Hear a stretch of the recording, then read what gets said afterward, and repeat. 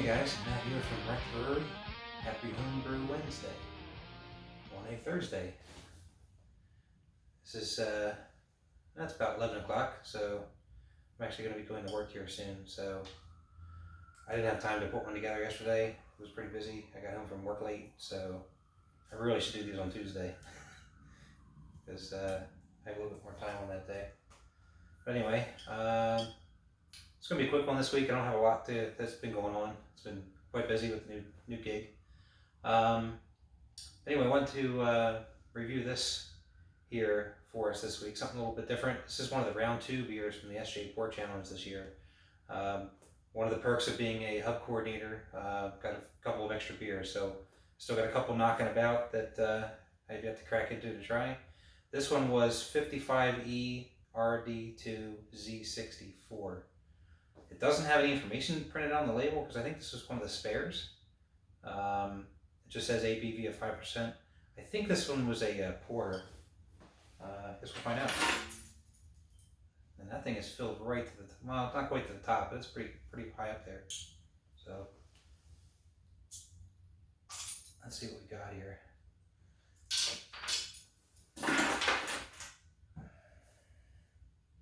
Got my trusty Flyers glass from when I was living up in Pennsylvania. A little reminder back of home.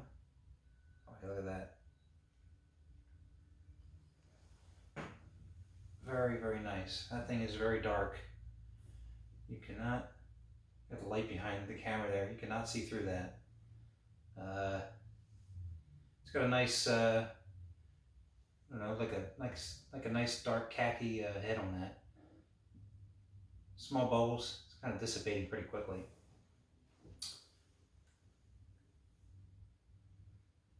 And it's got what you want to get out of a porter for the aroma. It's, you know, very caramely, maybe a little bit of toffee there. All that roasted malts you can definitely smell there for sure. That's awesome. So, cheers. Like I said, it's well, it's almost lunchtime, so close enough, right?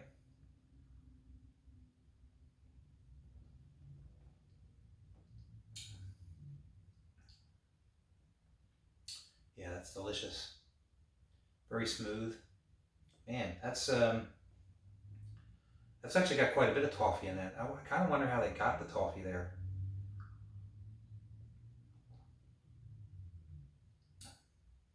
You definitely get the caramel. You definitely get the, you know, a lot of the characters you would get out of all the roast malts, but it's a little bit more pronounced from the toffee. That's really interesting.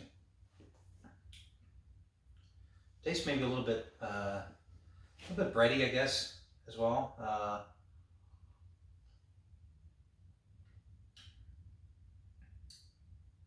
Maybe just a tad, like sort of like a tad burnt kind of character to it. Not necessarily a bad thing. It just I kind of wondered just the amounts of the different roast malts that were in there. This is where you start to get into that fine line, I guess. You got to be careful.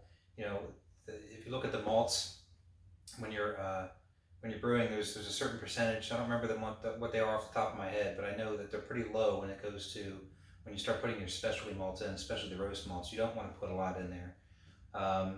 You know, with a porter, you want to put a little bit more in there than what you're trying to go for like, you know, for color. Maybe not quite as much as a stout, but there's that line. You don't want to cross it if you put too much of the grain bill in of your dark malts and your roasted malts. Then you can start getting that, you know, some of that burnt character probably, or even just being just too. I don't know what the right word is for it. I want to say astringent, but I don't know if that's the right word that I'm looking for. But anyway, this is pretty good. Having that slight burntness in there isn't necessarily a bad thing, but to me it kind of feels like I wouldn't have gone any more. You kind of hit your limit there, but this is good. I can definitely see why it moved on the round 2. Very, very nice. I'll go ahead and enjoy that before I have to head off to work here in a little bit. Like I said, not a whole lot going on this week. I really don't have a lot of brewing stuff to give you guys. It's been really slow here around the Rec Brewery. Actually, I have a chair in here. This is a temporary thing. I bought this. This isn't brew related at all, but it's in the brewery, so it counts, I guess, for this week, right? I bought this chair I don't know. I guess it was end of November. I bought it. We bought it right before we went on vacation, and it came. It came in mostly good shape, but from shipping, it's a leather chair. But the back of it, like there's a couple little spots, not too terrible, where it's like a little bit of the leather got rubbed. I called them and complained about it. They sent me a whole brand new chair, and they said, well, give us 10 days, and if we don't come back to pick it up within 10 days, then you're welcome to free to do whatever you want with it. I don't need another one of these chairs, so I'm probably going to sell it and try to make a little bit of cash. But it's practically new, other than there's a couple of rub marks in the back. So maybe I can get a little bit for it. The good ones out in the living room, of course. I just actually decided to pull this out of the box that I had it put in. I totally forgot about it over the holidays. Took it out, took some pictures of it. I'm going to put it up on the marketplace and see if anybody's interested. Because why not? And I can hey, put some of that money back into the next recipe or whatever, right? So. Speaking of which, I'm still, I just haven't had the time. I'm getting ready to brew that. I think I talked about it last week, I'm sure, so sorry for repeating, but I do have that Irish Car Bomb Stout. I got all the ingredients for it. The yeast, I'm sure it's fine. I'll probably do a starter on it just to be on the safe side, but I think the yeast, the date on that yeast is probably, end of the summer. I bought the yeast back in the fall. And I think the date on the yeast might be like July or August. So I'm sure it's fine. It's only been 6-7 months. So just to be on the safe side, I'll throw it in a starter, and I got that proper starter. That stuff is awesome. Any of you guys, I know some of you have seen use it. If you haven't tried it before, that stuff is really cool. I mean, I've done it a number of ways.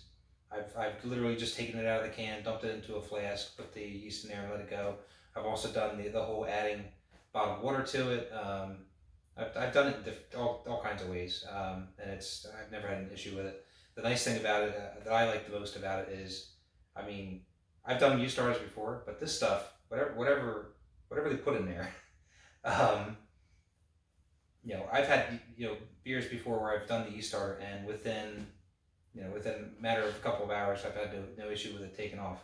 But for whatever reason, this proper starter, I've seen activity in there like under an hour. I mean, it's been pretty fast. I've been really shocked. It definitely does a good job. So,